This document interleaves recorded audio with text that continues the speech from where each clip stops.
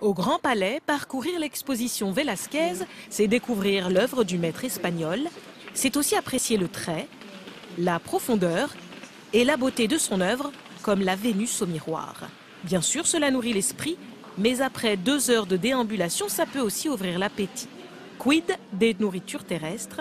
Sandwich, salades et autres sucreries, l'offre était plutôt banale, jusqu'à l'arrivée d'Éric Fréchon. On va mettre un petit écrasé d'avocat un petit peu pimenté. Oui.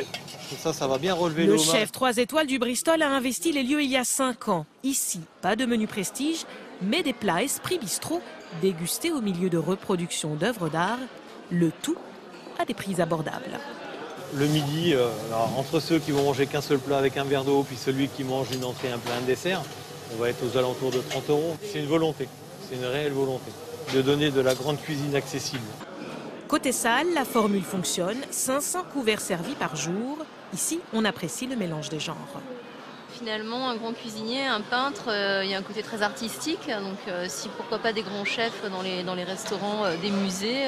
Ces lieux-là sont juste féeriques.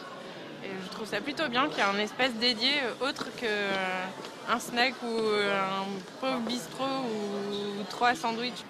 Pour l'exploitation du restaurant, le musée touche une redevance et un pourcentage sur le chiffre d'affaires. Dans ce partenariat, restaurateur au musée, chacun y trouve son compte. Ils ont compris que la bonne restauration attirait du monde. Donc pour eux, c'est gagnant forcément. Et pour nous, on ne pourrait pas avoir ces lieux magiques. Donc c'est du gagnant-gagnant.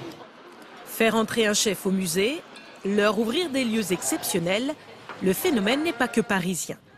Avec la mer comme écrin et une architecture toute en dentelle, à Marseille, le Mucem a fait appel à un autre artiste des fourneaux, Gérald de Paseda.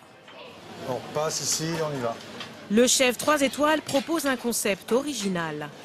Un self-service haut de gamme où la cuisine, tel un tableau vivant, Steph, tu prends quoi comme assiette pour les canettes? s'offre au regard des visiteurs.